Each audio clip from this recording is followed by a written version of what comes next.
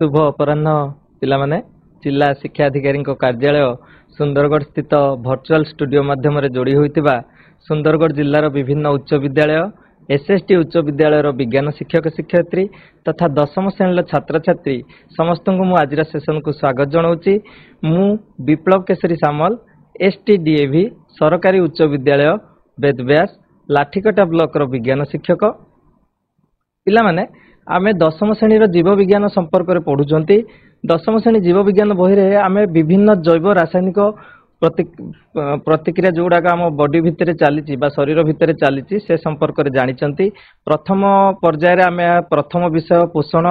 प्रश्न उत्तर गुड़िक आलोचना कर आज द्वितीय भाग जोड़ा द्वितीय अध्याय कहते शोषण तार परीक्षा उपयोगी प्रश्न गुड़िक आम आलोचना करवा और सहित विषय भितर जहाँ भी अच्छी शोषण रिलेटेड क्वेश्चंस सब गुड़िक डिस्कसन करवा। तेज चल पे स्मार्ट बोर्ड पाखक जावा मैंने आम आम शरीर में जो जैव रासायनिक क्रिया गुड़िक चली जमीक पोषण शोषण परिवहन संचालन नियंत्रण समन्वय ये सब गुड़िक आम दशम श्रेणी जीव विज्ञान बही पढ़ा। तार आज द्वितीय अध्याय शोषण संपर्क में प्रश्न उत्तर गुड़िक आलोचना करवा जो गुड़िक तुम बोर्ड एग्जाम बहुत गुड़िए गुरुत्वपूर्ण भूमिका निभाऊँगी। तो प्रथम प्रश्न आम देखा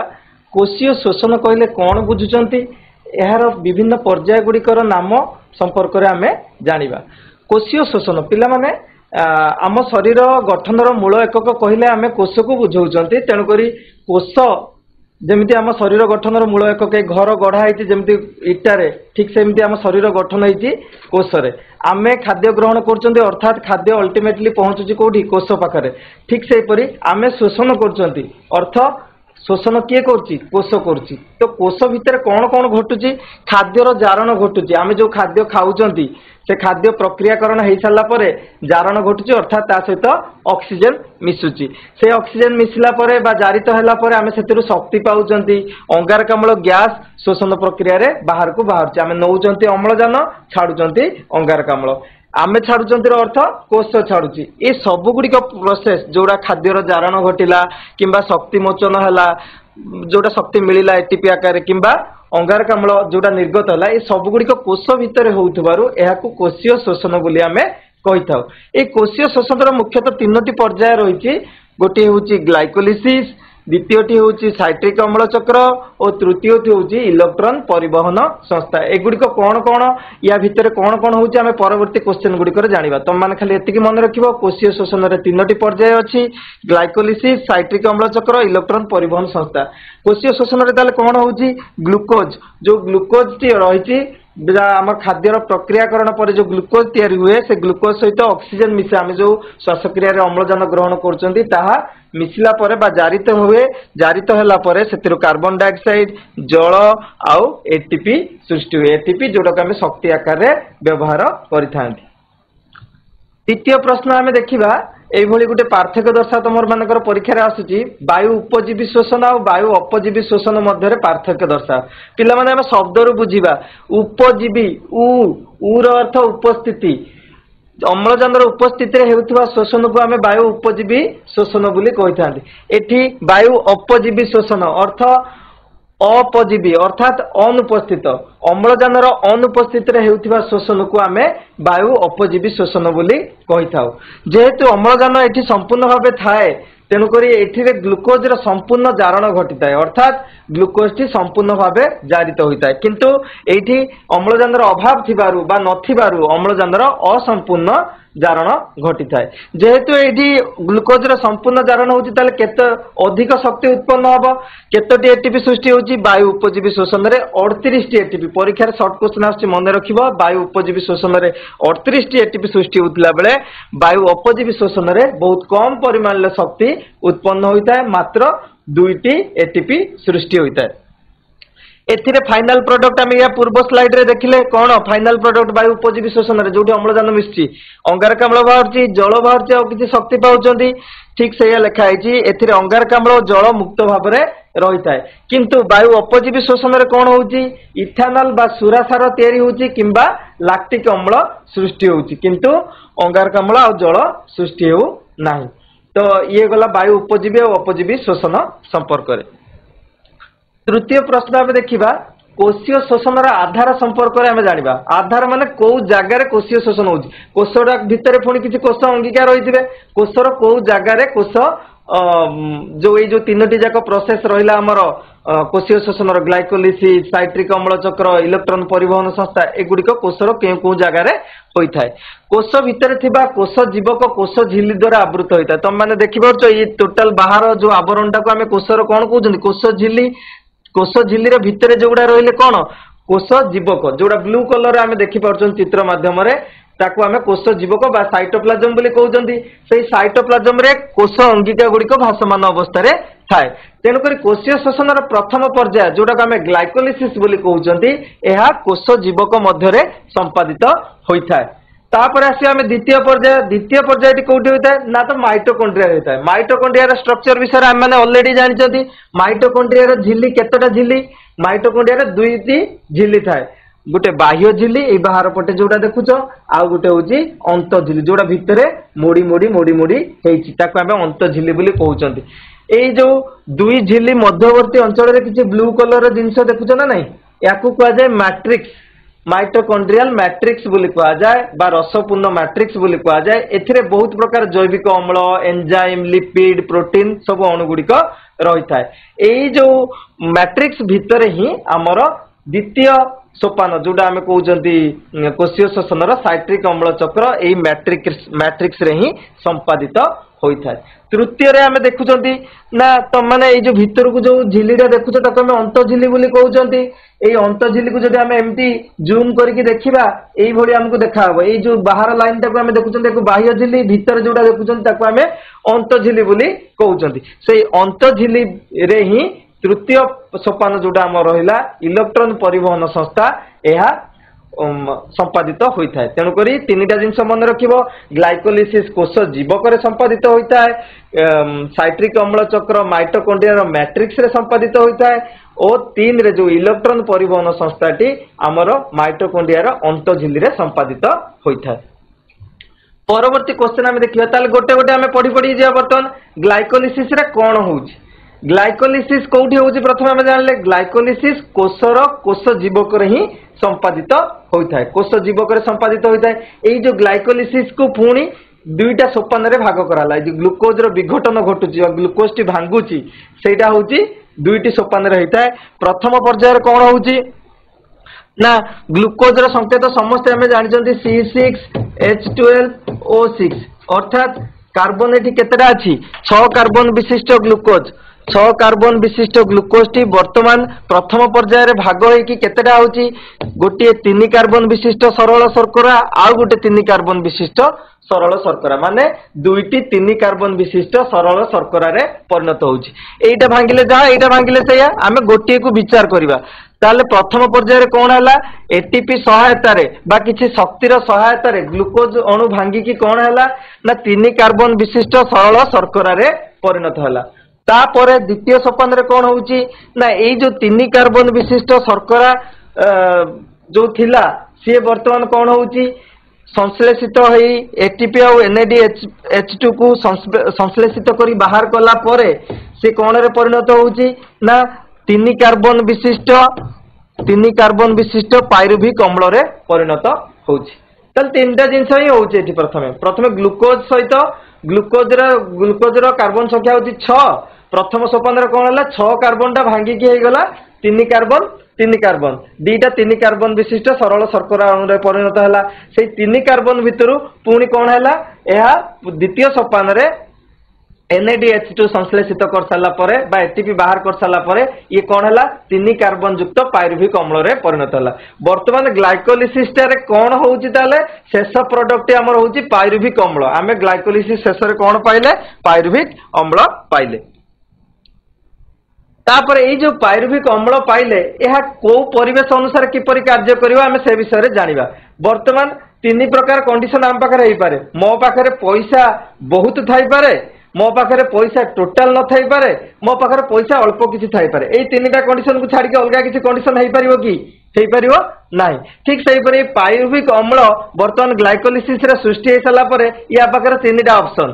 आइदर ताकू जदि आमे अम्लजान उपस्थिति रे करचंती ताकू कोन कहउचंती अम्लजान अनुपस्थिति रे जोटी टोटल अम्लजान नाही ताकू कोन कहउचंती आउ जोटी अम्लजान अभाव बा अल्प परिमाण रे अम्लजान मिलुची ताकू आमे कोन कहउचंती से विषय रे जानिबा।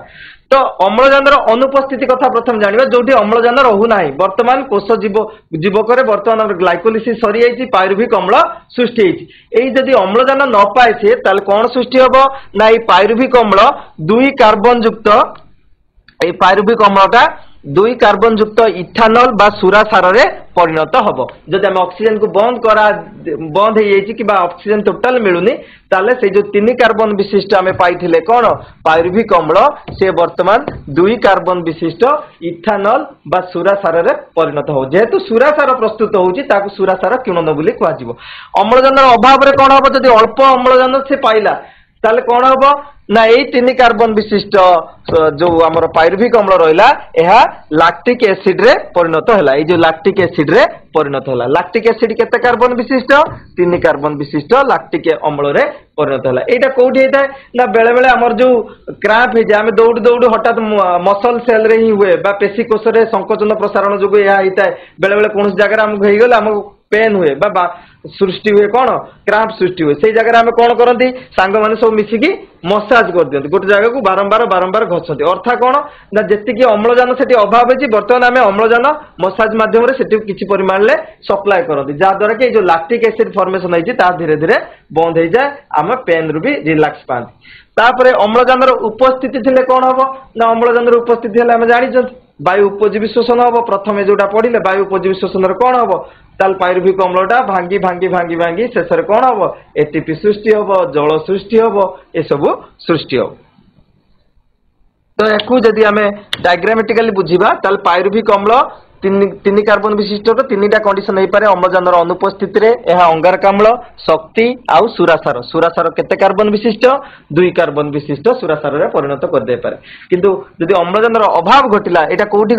एटा अम्लजान अनुपस्थिति ईस्ट कोष रे ही हेई थाए आउ अम्लजान अभावटा कोठी पेशी कोष रे मुख्यतः लक्ष्य करा जाए। एथिरे शक्ति सहित लैक्टिक अम्ल जोटा 3 कार्बन विशिष्ट लैक्टिक अम्ल पाई जेहेतु लैक्टिक अम्ल एथिरे पाई ताको आमे लैक्टिक अम्ल किणन बोली कहा जाए। ठीक से अम्लजान जदि उपस्थिति थाए ताले वायु उपजीवी शोषण हम जो कि शेष प्रोडक्ट अंगारकाम्ल जल आउ शक्ति बाहर बाबुची बुझी पार्थिबो। वर्तमान ए दुटा विषय आम पढ़ार ना ए दुटा हूँ वायु अपजीवी शोषण गला अपजीवी शोषण फाइनाल प्रोडक्ट आम कौन पढ़ते आइदर सुरासार हम ना लैक्टिक एसिड हम। वर्तमान आम उपजीवी शोषण जदि उपस्थित थाए ताले ग्लाइकोलिसिस पर को पर्याय आरंभ हम साइट्रिक अम्ल चक्र। वर्तमान आम साइट्रिक अम्ल चक्र संपर्क में जानिबा। माइटोकॉन्ड्रिया मैट्रिक्स रे संपादित होता है प्रथम कही जे साइट्रिक अम्ल चक्रटा माइटोकॉन्ड्रिया मैट्रिक्स भीतर ही संपादित होता है। एथिरे कौन हुए ना जो पायरुभिक अम्ल रहा से मैट्रिक्स मध्य प्रवेश करे और साइट्रिक अम्ल चक्र रे भाग निए। यह मध्य 2टी पर्याय जमी ग्लाइकोलिसिस रो 2टा पर्याय थिला एथिरे मध्य साइट्रिक अम्ल चक्र रे 2टी पर्याय रही। प्रथम पर्याय कौन हो चित्र माध्यम रे बुझिबा। प्रथम पर्याय कौन हो पायरुभिक अम्ल 3 कार्बन विशिष्ट पाई एथिरे NaDH2 आउ कार्बन डाइऑक्साइड बाहरी गला परे सेतिर कौन तैयारी होची ना 2 कार्बन विशिष्ट गोटे सक्रिय शर्करा अणु प्रस्तुत होची। प्रथम पर्याय कौन होची पायरुभिक अम्लटा NaDH2 को संश्लेषित करची आउ कार्बन डाइऑक्साइड को बाहर करची बाहर कला परे से कौन रे परिणत होची 2 कार्बन विशिष्ट सरल शर्करा अणु रे परिणत होची। ए जो साइट्रिक अम्ल चक्र एठी गोटे ग्राहक अणु थाए ए ग्राहक अणु माने जे ग्रहण करे बा जाहाको दरकार किछि कार्बन हैला सी होची ऑक्सालो एसिटिक एसिड ताकू शॉर्ट लिखा जाए OAA बा ऑक्सालो एसिटिक एसिड। ए ऑक्सालो एसिटिक एसिड रो कार्बन संख्या होची 4 कार्बन विशिष्ट ऑक्सालो एसिटिक एसिड जहाँ को आम ग्राहक अणु बोली कहउचंदी। ए ग्राहक अणु द्वितीय पर्याय रे कौन करे ना ए जो 2 कार्बन सहित यह मिसी जाए 2 कार्बन सहित मिसी गला परे एथिरे कौन हुए ताल टोटल केतरा कार्बन हला ये 2टा कार्बन ये 4टा कार्बन वर्तमान 6 कार्बन विशिष्ट साइट्रिक अम्ल तैयारी हुए। ताल कौन तैयारी हला प्रथम प्रोडक्टा साइट्रिक अम्ल चक्र रे साइट्रिक अम्ल 6 कार्बन विशिष्ट तैयारी हला काहाकू काहाकू नै कि ऑक्सालो एसिटिक एसिड आउ 2 कार्बन विशिष्ट सक्रिय अणु को नै ताले साइट्रिक अम्लटा हला 6 कार्बन विशिष्ट प्रथम प्रोडक्ट से चक्र ना हूँ साइट्रिक अम्ल चक्र तापर बारंबार बारंबार ये साइट्रिक अम्ल चक्र विभिन्न सोपान दे जैविक विभिन्न जैविक अम्ल परिणत होता है जो एटीपी NADH2 कार्बन डाइऑक्साइड ए सब गुड़िक संश्लेषित होगी बाहर को बाहरी था तो शेष में पुणी यह ऑक्सालो एसिटिक एसिड रे परिणत होता है 4 कार्बन विशिष्ट और पुनश्च यह 2 कार्बन विशिष्ट सक्रिय अणु सहित मिसिला परे पुणी 6 कार्बन विशिष्ट साइट्रिक अम्ल रे परिणत होता है। यह एक चक्राकार पद्धति रे चालुथिबारु एहाकु साइट्रिक अम्ल चक्र बोली आमे कहउचंती। तो एहाकु वैज्ञानिक प्रथमे ताले कौन कौन आमे पाइले लक्ष्य करता अंगारक अम्ल पाइले विजारित सहकारक NADH2 पाइले FADH2 पाइले आउ ATP मध्य पाइले कोठु साइट्रिक अम्ल चक्र रु पाइले। वैज्ञानिक हांस क्रेब्स प्रथमे एहाकु बाहर करथिबारु एहाकु क्रेब्स चक्र कुआ जाय तांको ना अनुसार एहाकु क्रेब्स चक्र बोली मध्य कुआ जाय। तापरे वर्तमान आमे तृतीय सोपान को आसिले वर्तमान इलेक्ट्रॉन परिवहन संस्था वर्तमान आमे 2-3टा जिनस पाइचंती कौन कौन पाइचंती आमे साइट्रिक अम्ल चक्र रु NADH2 ग्लाइकोलिसिस रे भी NADH2 पाइचंती आउ कौन पाइचंती FADH2 ए सब पाइचंती। वर्तमान ये जो इलेक्ट्रॉन परिवहन संस्था कौटी होता है कहले ना माइटोकॉन्ड्रिया अंतझिल्ली रे वर्तमान तले चित्र देखिए जानी पारथुबो एई तळटा होची अंतझिल्ली आउ उपरटा होची बहिर्झिल्ली से कहूँ ये जो अंतझिल्ली मध्य रे ही कौन होता है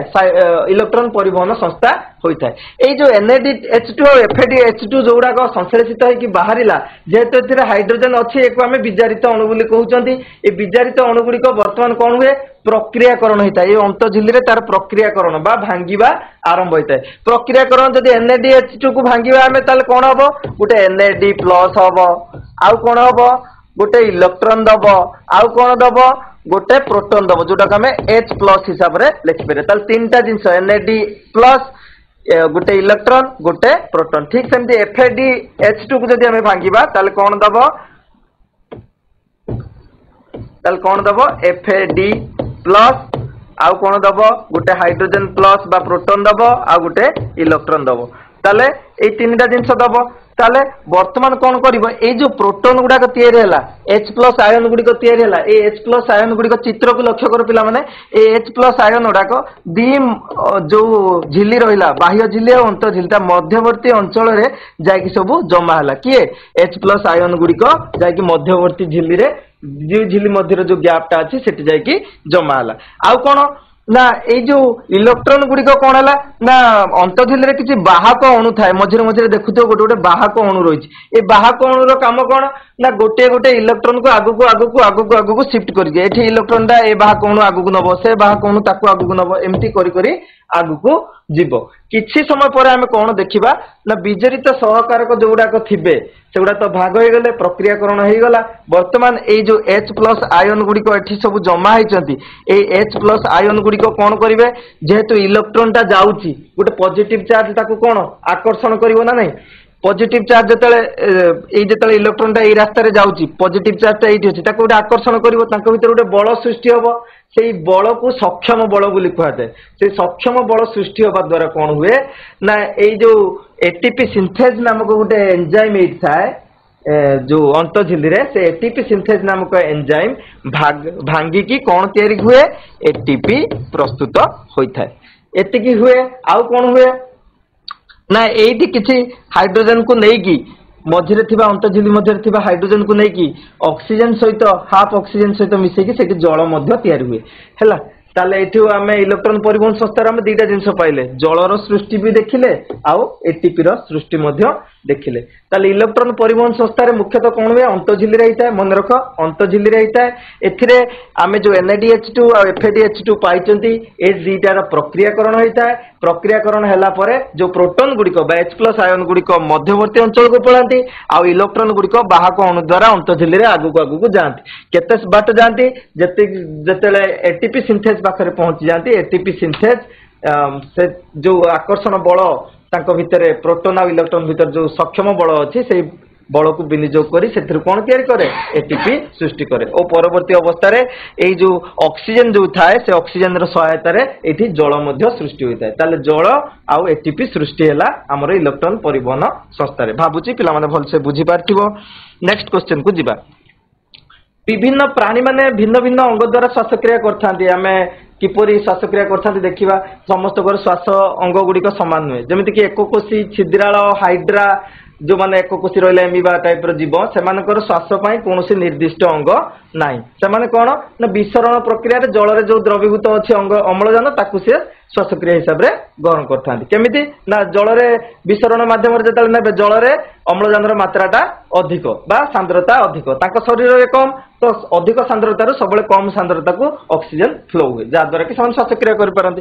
तापर चर्म द्वारा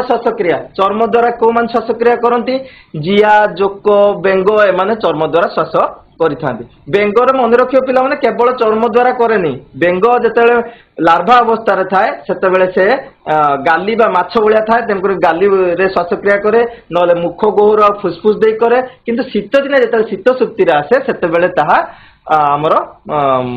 चर्म द्वारा श्वासक्रिया करथाय आ केवल शीत सुक्ति समय रे ही से चर्म द्वारा श्वासक्रिया करिथाय तापर हम देखिबा श्वास रंध्र और श्वास द्वारा को मान श्वासक्रिया करछन्ती असरपा झिंटिका मशा माछी जो माने रहिले ए माने कीट पतंग जो से माने ताकर श्वास रंध्र देई श्वासक्रिया करथांती आ गाली द्वारा को माने करछन्ती जेति कि हम देखुछन्ती माछ कंकड़ा चिंगुडी जोडा पानी रे प्रायत रहउछन्ती सामुका बेंग लार्भा अवस्था रे एई सब माने श्वासक्रिया करिथांती आउ जेति कि फुसफुस द्वारा श्वासक्रिया करन्ते एमानकु उच्च धरणर प्राणी बोली हमें कहउछन्ती जेमति कि साप पारा मणिष बादुडी कोइंच कुंभीर ए सब गुडी कहउछन्ती फुसफुस द्वारा श्वासक्रिया करूछन्ती तेनकरी ए सब गुडी को तमाने मने रखिबो ए गुडी बहुत शॉर्ट क्वेश्चन आसे तापरे उद्भिदर शोषण संपर्क आमे टिके जानिबा उद्भिदर शोषण रे कोन होउची ना दुई प्रकार उद्भिद आमे देखुछन गोटे निम्न धरणर उद्भिद जो मानकर पत्र कोटा कांड कोटा चेर कोटा आमे जानि पन्ना से माने कोन करचंदी जो मानकर पत्र विभेदन होई न थाय बा जानि हुएनी से माने केमिति अम्लजान ग्रहण करचंदी ना से माने निज शरीर जो उपरिस्थ कोष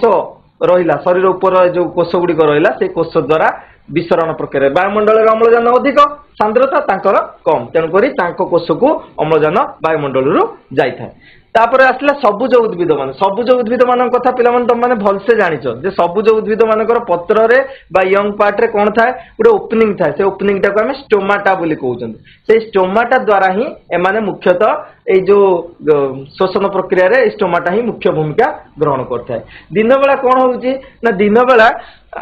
आमे जो वायुमंडल रु शोषण माध्यम रे आमे छाडुचंती कोन अंगारकाम्ल छाडुचंती ताकू ग्रहण करची स्टोमाटा माध्यम रे के गच्छ ग्रहण करके गच्छर आलोक संश्लेषण पई कार्बन डाइऑक्साइड दरकार तो से कार्बन डाइऑक्साइड को से ग्रहण करके आलोक संश्लेषण कला आलोक संश्लेषण रु कोन सृष्टि होबो ऑक्सीजन सृष्टि होबो से ऑक्सीजन से केवल आमको पठे दोनी जे आम माने व्यवहार करिया पई से ऑक्सीजन रु तार शोषण पई मध्ये जतिकी दरकार से ताहा संचय करके रखुची तो उद्भिद रे शोषण मुख्यतः कार्बन डाइऑक्साइड रो जीवा किंबा ऑक्सीजन रो आसीबा किंबा राति बेला यार उल्टा हुए अंधकार प्रक्रिया संभव रे ना राति बेला गच्छ आम भलिया हो जाए गच्छ आम भलिया कोन हुए ना गच्छ राति बेला अम्लजान ग्रहण करे अंगारकाम्ल छाड़े काई ना आलोक संश्लेषण हुएनी तेणु करी राति बेला मनुष्य भली हेई से कोन करे अम्लजान को ग्रहण करे तो ए जो जीवा आसीबार प्रोसेस टा समुदाय कहा द्वारा स्टोमाटा द्वारा ही नियंत्रित होई थाए आ ए माने जो अम्लजान को गोटे कोष रु आ गोटे कोष को विसरण माध्यम रे पाख कोष जोटा ग्रहण कला सेटार अधिक सांद्रता बढ़ी गला ता पाख कोषटा कोन हेतियो कमी जाइथिबो तेनु करी अधिक सांद्रता रु कम सांद्रता को गति कला धीरे धीरे आगु को श्वासक्रिया करि थाए तापरे केउ कारक गुडी को शोषण को प्रभावित करता है बहुत गुड़े कारक अच्छी जे कि शोषण को प्रभावित करता है केमिति ना अम्लजान और अंगारकाम्ल सांद्रता तुम मैंने चिंता करो वायुमंडल अम्लजान परिमाण अधिका आम शरीर में अम्लजान सांद्रता कम ताले अम्लजान कुआड़ कौटी फ्लड हम सब कही हाई कनसेंट्रेशन रु लो कनसेंट्रेशन दिग गति कर वायुमंडल आम शरीर भितर को आसो किंतु वायुमंडल जब चिंता करें अंगारकाम्ल सांद्रता बहुत कम 0.00 समथिंग है तो से जो अंगारकाम्ल सांद्रता कम रहा ताले आम शरीर भितर बर्तमान कोष गुड़िकर शोषण रु कौन बाहर अंगारकाम्ल एठी शरीर भितर ताले अंगारकाम्ल सांद्रता अधिक तो अधिक रु कम को जीव ताले शरीर भितर कोठी की जीव वायुमंडल को जीव तो अम्लजान अंगारकाम्ल सांद्रता शोषण को प्रभावित करता है तापमात्रा मध्य प्रभावित करता है जिते तापमात्रा बढ़िबो शोषण मात्राटा सेते बढ़िबो जिते गरम हबो सेते जल्दी शोषण मात्राटा बढ़ी था तुम मैंने भी लक्ष्य करथियो तो आम शरीर रे भी जेतेले हमको बहुत गरम हुए हमर निश्वास प्रश्वास मात्राटा टिके बढ़ी जाए तापर खाद्य उत्पादन परिमाण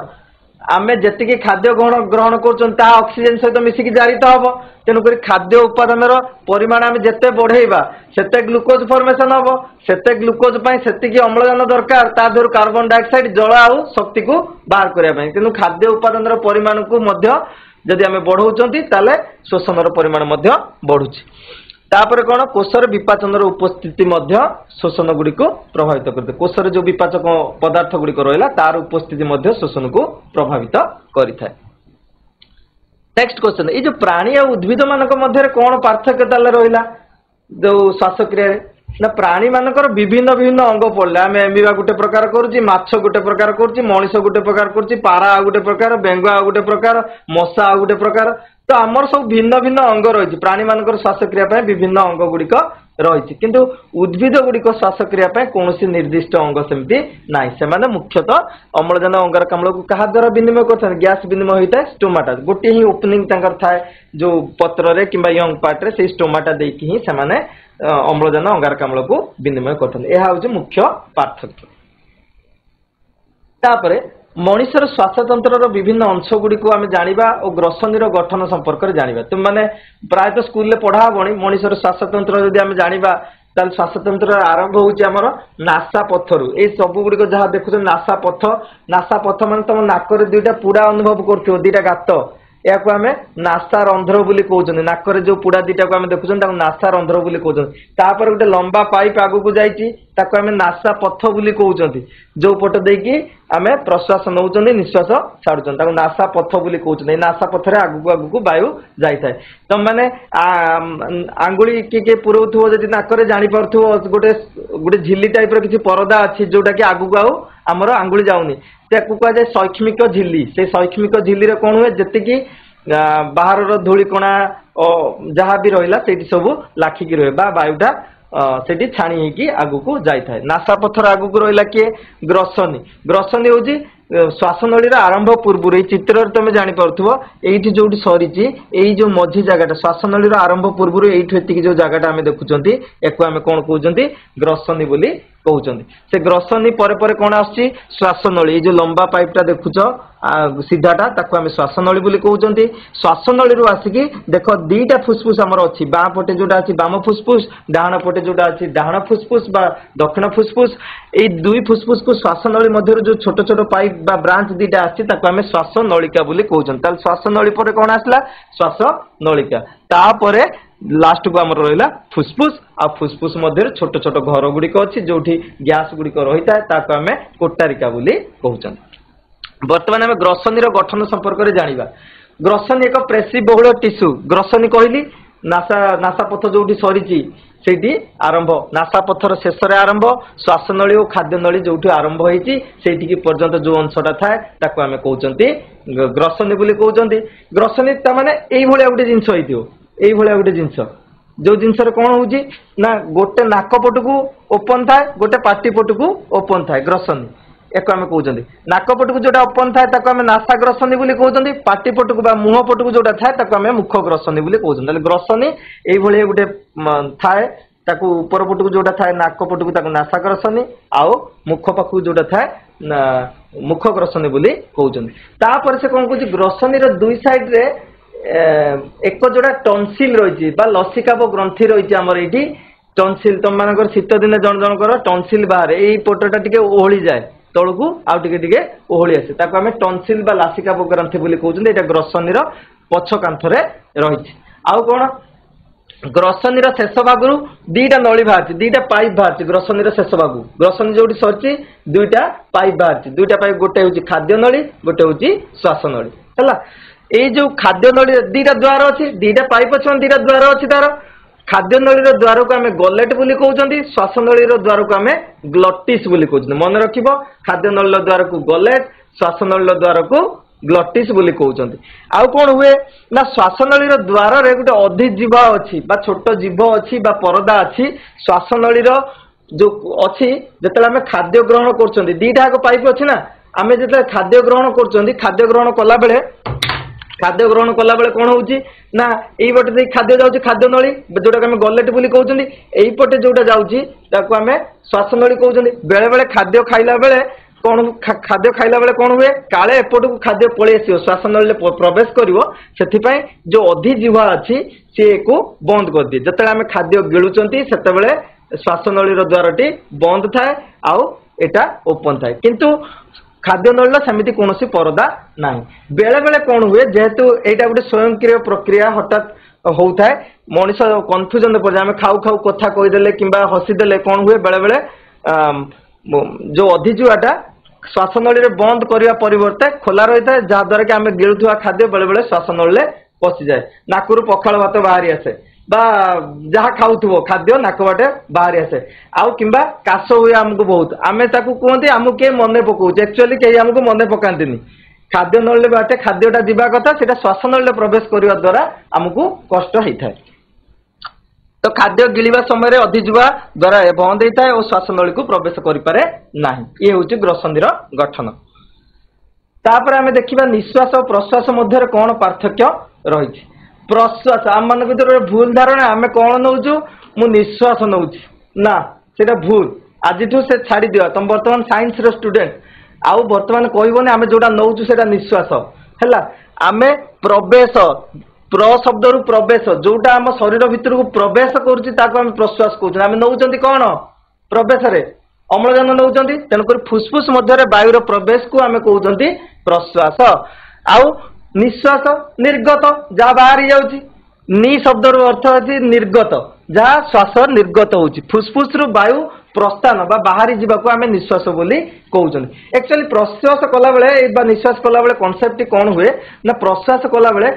ତମମାନେ ଜାଣିଛ ଆମର ଯୋଉ ଫୁସଫୁସ ଦିଟି ଅଛି, ଏଇଟାକୁ ଆମର ବକ୍ଷ ଗହ୍ୱର ବୋଲି କହୁଛନ୍ତି, ଛାତିକୁ ଆମେ ବକ୍ଷ ଗହ୍ୱର ବୋଲି କହୁଛନ୍ତି, ଆଉ ଆମର ପେଟକୁ ଆମେ କହୁଛନ୍ତି କଣ ଉଦର ଗହ୍ୱର। ତ ବକ୍ଷ ଗହ୍ୱର ଆଉ ଉଦର ଗହ୍ୱରକୁ ଯିଏ ଅଲଗା କରିଛି ସେ ହଉଛି ମଧ୍ୟଛଦା। ସେ ମଧ୍ୟଛଦାଟା ଏମିତି ଗମ୍ବୁଜ ଅବସ୍ଥାରେ ପ୍ରାୟ ରହିଥାଏ। ଆଉ এই ফুসফুস দুইটা কিଏ ঢাঙ্কিକି ରଖିଛି ନା, ଆଗପଟେ ଯୋଉ ହାଡଟା ଅଛି ତାକୁ ଷ୍ଟର୍ନମ୍ ବୋଲି ଆମେ କହୁଛନ୍ତି, ପଛପଟେ ଯୋଉ ହାଡ ଅଛି ତାକୁ ଆମେ ମେରୁଦଣ୍ଡ ବୋଲି କହୁଛନ୍ତି, ଆଉ ଦୁଇ ପଟରେ କିଏ ଆମ ପିଞ୍ଜରା ହାଡ ତାକୁ ଢାଙ୍କିକି ରଖିଛି। ଯେତେବେଳେ ଆମେ ପ୍ରଶ୍ୱାସ ନେଉଛନ୍ତି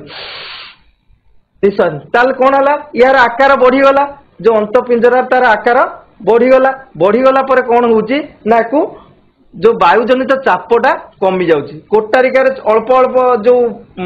ଗ୍ୟାସ ଗୁଡିକ ରହିଥାଏ ତାର ଆକାର କୋଟାରିକାର ବର୍ତ୍ତମାନ ବଢିଗଲା ବା ଫୁସଫୁସର ଆକାର ସାମାନ୍ୟ ବଢିଗଲା ଦ୍ୱାରା କଣ ହୁଏ ନା ଚାପ କମିଯାଏ। ସେଇ ସମୟରେ କଣ ହୁଏ ନା, ଏଇ ମଧ୍ୟଛଦାଟା ଯୋଉ ଗମ୍ବୁଜ ହେଇକି ଥାଏ ଚାପ କମିବ, ସ୍ପେସ ଅଧିକା ଦରକାର, ତାମାନେ ସେ କଣ ହବ, ସିଏ ସମତଳ ହେଇଯିବ। ଗମ୍ବୁଜ ଆକାରରେ ଥିଲା ମଧ୍ୟଛଦା ସମତଳ ହେଇଯିବ। ଉଦର ଗହ୍ୱରଟା କଣ ହବ, ଉପରକୁ ଥିଲା ଶିଥିଳ ନେଇଯିବ, ତଳକୁ ଆଉ ଟିକେ ରହିଯିବ, ତାମାନେ ବଡ ସ୍ପେସ ଟେ କ୍ରିଏଟ ହେଲା। ଆମେ ଯେତେବେଳେ ପ୍ରଶ୍ୱାସ ନଉଛନ୍ତି ଭିତରକୁ ଗୋଟେ ବଡ ସ୍ପେସ କ୍ରିଏଟ ହଉଛି, ତାମାନେ ଚାପ କମୁଛି। ବାୟୁମଣ୍ଡଳରେ କିନ୍ତୁ ଚାପଟା ଅଧିକ, ତ ଚାପ ଅଧିକରୁ କମ କୁ ବର୍ତ୍ତମାନ ଫ୍ଲୋ ହେଲା, ତାମାନେ ଅମ୍ଳଜାନ ଶରୀର ଭିତରକୁ ପ୍ରଶ୍ୱାସ ମାଧ୍ୟମରେ ଆସିଲା। ବୁଝିହେଲା। ନିଶ୍ୱାସରେ ଓଲଟାଟା ହଉଥିବ, ନିଶ୍ୱାସରେ କଣ ହଉଥିବ ନା, ଆମେ ବର୍ତ୍ତମାନ ଏଇ ଅନ୍ତପିଞ୍ଜରା ଶିଥିଳ ହେଇଗଲା, ଅର୍ଥ କଣ ଛୋଟ ହେଇଗଲା। ତାହେଲେ ବର୍ତ୍ତମାନ କଣ ହଉଛି, ଏଇ ଯୋଉ ଥିଲା ଆମର ମଧ୍ୟଛଦାଟା ସମତଳ ହେଇକି ଥିଲା, ସିଏ ତାହେଲେ କଣ ହେଇଯିବ ସାଙ୍ଗେ ସାଙ୍ଗେ ଗମ୍ବୁଜ ଆକାର ଧରିବ, ଆଉ ଆମର ଯୋଉ ଉଦର ଗହ୍ୱର ଭିତରେ ଯୋଉଟା ଅଛି ତାହା ସଂକୋଚନ ହବ। ଫଳରେ କଣ ହବ ନା, ଆମ ଶରୀରର ଯୋଉ ଭିତରେ ଯୋଉ ଫୁସଫୁସ ରହିଲା କୋଟାରିକା ରହିଲା ତା ଉପରେ ପ୍ରେସର ବଢିଲା ବା ଚାପ ବଢିଲା। ସେ ଚାପ ବଢିବା ଫଳରେ କଣ ହବ, ବାୟୁମଣ୍ଡଳରେ ଚାପ ତା ଅପେକ୍ଷା କମ, ତେଣୁକରି ଯୋଉ ଅଙ୍ଗାରକାମ୍ଳ ଗୁଡିକ ଥିବ ଆମ ଶରୀର ଭିତରେ ବା ଫୁସଫୁସରୁ ତାହା ବାହାରକୁ ବାହାରିଯିବ। ଚାପ ଭିତରେ ଅଧିକ ବାହାରେ କମ। ଇଏ ହଉଛି ପ୍ରଶ୍ୱାସ ଆଉ ନିଶ୍ୱାସ ବିଷୟରେ ଯାହା ବି ଆମେ ଦେଖୁଛନ୍ତି ସେଗୁଡାକ ହିଁ ଲେଖାଯାଇଛି। ଏହା ଏକ ସକ୍ରିୟ ପ୍ରକ୍ରିୟା, କିନ୍ତୁ ଏହା ଏକ ଶିଥିଳନ ପ୍ରକ୍ରିୟା। ଏହା ମଧ୍ୟରେ ଫୁସଫୁସର ଚାପ ଏଠି ବଢେ, କିନ୍ତୁ ଏଠି କୋଉଠି ଫୁସଫୁସର ଚାପ କମେ, ସ୍ପେସଟା ବଢିଯାଏ ନା ଚାପ କମିଯାଏ ହେଲା। तापर गैस विनिमय आम शरीर भितर केमती होउची गैस विनिमय मु तुमको बारंबार कहली सांद्रता अनुसार होउची अम्लजान सांद्रता बाह्य वायु रे जो वायुमंडल वायु रे अम्लजान सांद्रता अधिक और अंगारकाम्ल सांद्रता अधिक ये जो फुसफुस भितर कोटारिका जो अंगुर भली देखुछ छोट छोट घरे कोटारिका बोली कहते ये कोटारिका भितर ताल कौन अच्छी अम्लजान भरी होगी बर्तमान जितेबले रक्त वाहिनी गुड़िक कोटारिका पाखरे जो गुड़ाक अच्छी से शरीर भितर कौन आनी दूषित रक्त को लेकिन आसी दूषित रक्त गुड़ाक कोटारिका पाखरे जो पहुंची जाऊँ से कौन हो सांद्रतार तारतम्य देखा ये दूषित रक्त माने एथिरे अम्लजान मात्रा कम बा सांद्रता कम ये कोटारिकार किंतु कौन अच्छी अम्लजान अच्छी अम्लजान सांद्रता अधिक ताने कौटी कौटी की जीव फ्लो हम ब्लड सॉरी अम्लजान कोटारिकारु रक्तवाहिनी को जीव आउ कौन हम रक्तवाहिनी रे बर्तमान अंगारकाम्ल कंसेंट्रेशन अधिक बा सांद्रता अधिक किंतु कोटारिकार अंगारकाम्ल अच्छी कि कम अच्छी तेणुक कौटी कौटी की फ्लो हम अम्लजानटा जीव कोटारिकारु रक्तवाहिनी को आ रक्तवाहिनी अंगारकाम्लटा आसब कोटारिका भितर यहीपरि भाव में आम शरीर भितर गैस विनिमय विसरण प्रक्रिया द्वारा होता है यही सांद्रतार भिन्नता जो कोटारिका मध्यस्थ वायु रक्त जालिका उपरे प्रभावित होई विसरण प्रक्रिया द्वारा अंगारकाम्ल और गैस विनिमय घटी थाए अम्लजान फुसफुस कोटारिका मध्य दे कोटारिका रक्त को मध्य को रक्त मध्य अंगारकाम्ल फुसफुस को पुनर्बार आसी थाए यह को आमे गैस विनिमय कहउछन सब बेले मन रखिबो जोठी अधिक थिबो सांद्रता सेठू कम सांद्रता को सब बेले फ्लो करियो हला तापरे गैस परिवहन ये जो अम्लजान गैस टी रहिला से गुड़िक कोष पाखे पहुंचे कि आम तो फुसफुस पाखे पहुंचे देले प्रश्वास आम शरीर चारिपटे परिवहन मुख्य भूमिका किए ग्रहण करता है रक्त तो से कौन रक्तर जो लोहित रक्त कणिका अच्छी आरबीसी से आरबीसी रे गोटे कणिका थाए ता ना हूँ हेमोग्लोबिन से हेमोग्लोबिन कौन करे ना अम्लजान एका जापरिबनी रक्त वाहिनी मध्य से कौन करे अम्लजान सहित हेमोग्लोबिन बांधी गली ता ना हो जाए कौन ऑक्सी हेमोग्लोबिन से ऑक्सी हेमोग्लोबिन शरीर विभिन्न कोष पाखे पहुंचे बर्तमान पहुंचीगला पर किंतु कोषर कैपेसिटी ना ऑक्सी हेमोग्लोबिन को लेकिन किसी यूज करियो सी बर्तमान कौन हम ऑक्सी हेमोग्लोबिन जेमिति बांधी होते ऑक्सीजन और हेमोग्लोबिन बर्तमान पुणी भाग हो गले है अम्लजान आउ हेमोग्लोबिन सी कौन कला अम्लजान टाक कोष भितर छाड़देला हेमोग्लोबिन तार पलि आसला हेमोग्लोबिन खाली आसला कि से कौन कला ना रक्तर जहाँ से कोषर जहाँ वर्ज्य वस्तु बा अंगारकाम्ल बाहरला ताकू मध्य नहीं पलि आसला परे परे अंगारकाम्ल रक्त माध्यम रे फुसफुस रे पहुंचे और विसरण प्रक्रिया रे रक्तर कोटारिका बाट दे वायुमंडल को जाई थाए तापरे आमे स्वर पेटिका केउठारे थाए और कार्य संपर्क रे जानिबा श्वासनली रे आरंभ रे स्वर पेटिका जोटी श्वासनली हमर आरंभ होईची से श्वासनली आरंभ रे स्वर पेटिका थाए जोटी आमे स्वर सेठी कोन सरू सरू तंतु भलिया किछि जिंस थाए सरू सरू तंत्री भलिया किछि जिंस थाए जोटा आमे वोकल कॉर्ड ये भोकाल कॉर्ड रे कंपन सृष्टि जो आम शुणी पार तुम मैंने कथा कहला बेले ये हाथ दे पार जापर ये गोटे कंपन सृष्टि होती ये कंपन द्वारा ही आम ध्वनि सृष्टि होची बा मु जहाँ कहूँ तुम शुणी पार्छ तुम जहाँ कहूच आम शुणी पार्छ तापरे फुसफुसिया धमनी और फुसफुसिया शिरार कार्य तुम मैंने थर्ड यूनिट जो तुम अच्छी परिवहन और संचालन से गले भल से पढ़ो तथापि कहीदे फुसफुसिया धमनी कार्य कौन ना हृत्पिंड रे आसिक दूषित रक्त बा अम्लजान विहीन बा अम्लजान कम थिबा रक्त जो पहुंचे सी वर्तमान क्या द्वारा ना फुसफुसिया धमनी दे ये अंगारकाम्ल युक्त रक्त फुसफुसिया धमनी जाई कौटी पहुंचे फुसफुस रे पहुंचे फुसफुस रे वर्तमान अंगारकाम्ल गुडी को से त्याग करी कौन ग्रहण करे अम्लजान ग्रहण करे विसरण प्रक्रिया सेटा ऑलरेडी हम बुझी सारछन विसरण प्रक्रिया रे ग्रहण करके जो अम्लजानटा पाइला वर्तमान विशुद्ध रक्त हो गला से विशुद्ध रक्तटा फुसफुसिया शिरा देकी पुनर्बार हृत्पिंड को आसी था माने शरीर भितर जेतिकी दूषित रक्त बा अंगारकाम्ल युक्त रक्त अच्छी ता आसिक हृत्पिंड पाखरे पहुंचला हृत्पिंड रू फुसफुसिया धमनी देकी फुसफुस को गला फुसफुस विशुद्धीकरण है बा से अम्लजान परिमाण वृद्धि पाइला तापर फुसफुसिया शिरा देकी हृत्पिंड को आसला पुनर्बार आम शरीर भितर को विभिन्न अंश को गला भावुची क्लास टी को भलरे बुझीथियो वर्तमान आम किछि क्वेश्चन डिस्कशन करिवा तो प्रथम क्वेश्चन अछि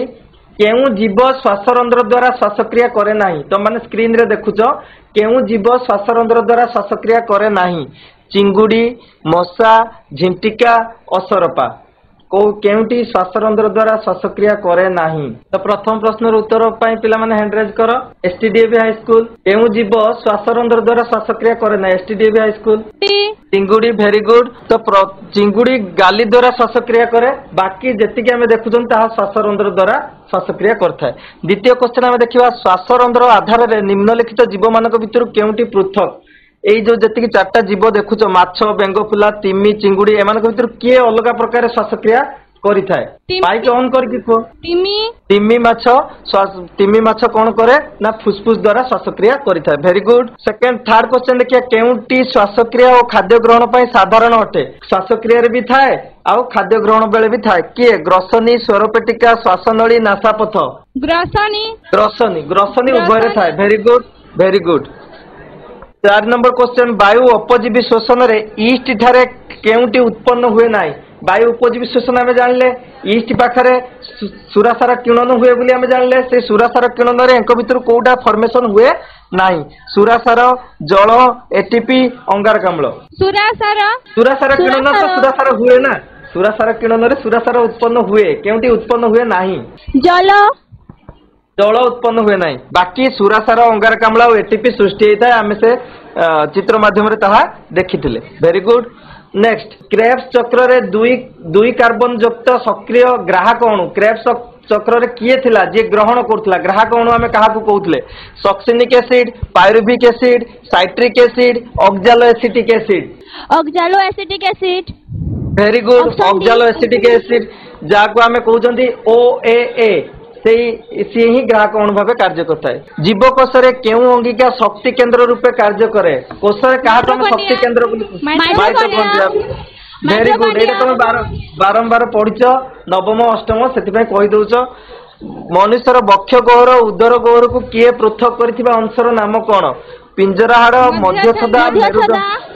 मध्यछदा एटा बक्ष गहर, एटा होची उदर गहर, ताकू जे अलगा करछि से होची के मध्यछदा। केउटी एक लसिकाभ अंग? केउटा एक लसिकाभ अंग ग्रसनी पाखर थाय कहिथिली? टॉन्सिल। टॉन्सिल हम जोटा को टॉन्सिल। Very good. श्वसनर केउ पर्याय रे जल प्रस्तुत होता है? श्वसनर केउ पर्याय रे जल तयारी होला? तीनटा पर्याय आमे श्वसनर जानले। ग्लाइकोलिसिस, साइट्रिक अम्ल चक्र,